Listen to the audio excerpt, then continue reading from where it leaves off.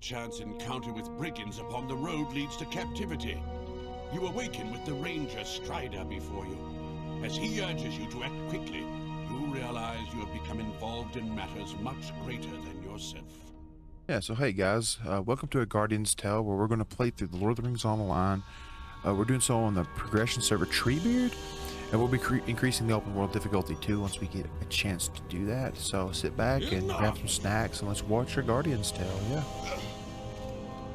Yeah, so it looks like Strider has busted us out of our imprisonment, which is nice. Took out quite a few of these Blackwold ruffians too. I see like 5 on the ground by himself, so he went to work here. It's pretty impressive there, Strider. Hurry, friend. You must test your will to fight.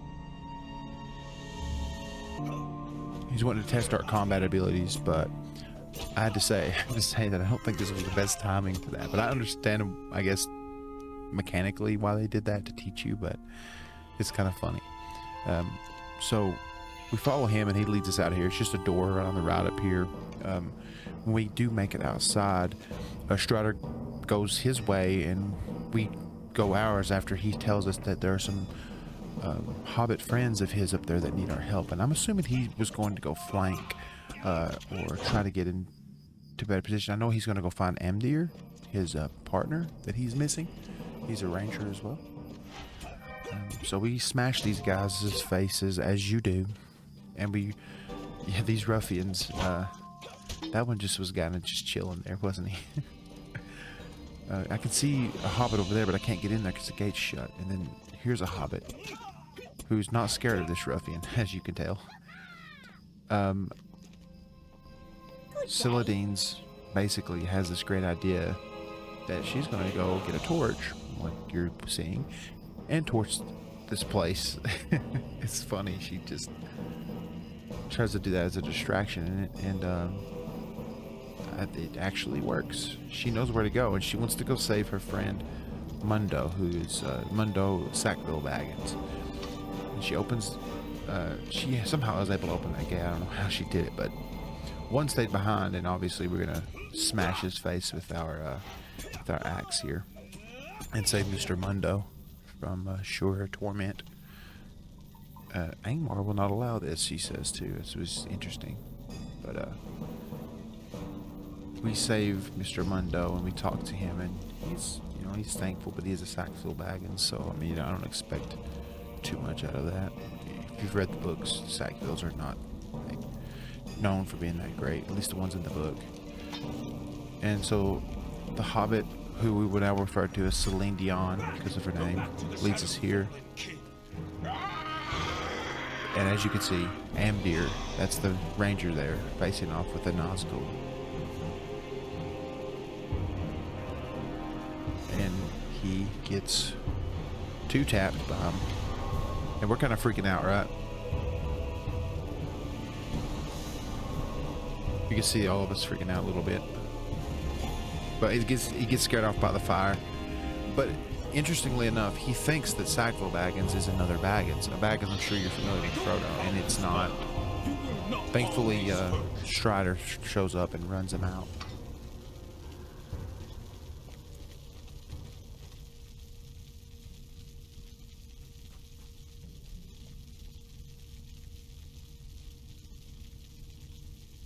Yeah, he kind of got stabbed in the shoulder, Amdir, and so he's hurt. So we talked to Strider, and Strider's but a moment too late. Like, yeah, this is a problem. He knows the Morgul Blade is a problem. Wounded by a Black Rider, the Ranger Amdir escaped with his charges into the wild, making his way back to the village of Archet. There, Captain Brackenbrook, a retired sellsword, has allowed Strider and his companions to stay and take respite from their cares.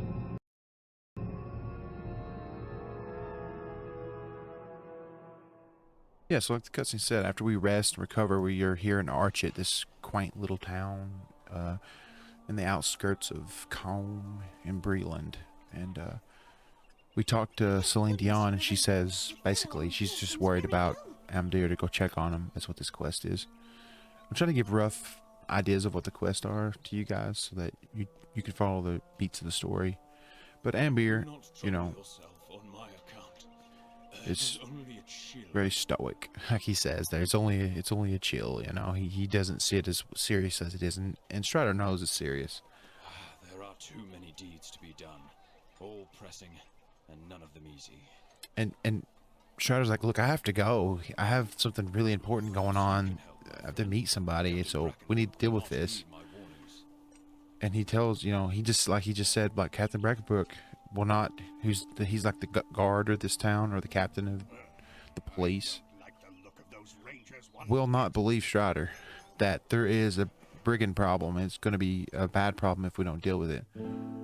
And so Captain Brackenbrook, as you can see, basically says, hey, go talk to the townspeople. If they'll believe you, then we'll do something about it. But they don't believe you. You're a nobody. So why would he? It makes sense, you know. But they're all on Brackenbrook's side. They're all kind of like, you know, it's pretty peaceful here, and Brackenbrook we trust. If he doesn't think it's a problem, then I don't see it as a problem. And they're just really naive to the situation, which can happen in places that are safe a lot. Peaceful folk everywhere. It is an enormous task to convince them that evil people with evil intentions will commit evil deeds. Right, and just like Strider said, you know, it's hard to convince people of that when they live in peace for so long. Before you try to fight, you must learn what skills you may from the trainer. So yeah, Strider basically is sending us to the trainer to get some skills. Basically, this is just some more teaching you your skills, which is fine. It doesn't really... I debated about keeping this in, but I did. You get a quest, and she gives you a good item. I think we got a sword out of this. Or I went with an axe, actually. I think I went with the axe. But I sped this up a little bit. We smacked that dummy a bit. Smacked that dummy around. It's cool to see all these NPCs actually doing things. They're actually training. They're actually doing things. They're actually tending to matters, which is really cool, especially for a game as old as this is. The attention to detail was really cool. And that's what I think makes the world feel so immersive, to be honest. Yeah, so we make it back to Strider. Do you feel confident in what you And learned? this part is pretty cool too. It's like, he basically says, okay, Dear, my poor old friend. A shadow sorry, has crept I'm gonna let you guys hear what he says. He basically says, look, Amdir's really, really sick. We need some King's Foil, and I can maybe help with this sickness. But he also says, we need to earn Brackenbrook's trust, so you go talk to him and see what you can do to earn his trust. And Brackenbrook tells us that Coulter Cobb is a farmer south of town, and he is loyal to Captain Brackenbrook and the people, and he needs help with some problems that he's having down in the south of his farm, which is where we head. We go, you know, we head south and go see what Coulter Cobb has need of. Well, if it isn't the rumor monger. And you can see how like standoffish he is right out the gate. He's like, oh yeah, what's up? I've heard about you going around packing lies, you know. And he basically tells us, look, we have a real problem here, and this problem is wolves. They keep coming in and they're killing livestock. They're prowling about. This just started as a problem, and I need you to kill some to thin out this, you know, problem. And also just south of here, there's a rune, and they seem to be spawning from that rune. They seem to be coming from that area. And if you could go investigate down there and find out exactly what's causing this, that's what we need help with. We don't need help with no brigand attack that's, you know, coming, or whatever your nonsense you're spewing. It's kind of the vibes I get from Cobb. He's very standoffish right out the gate.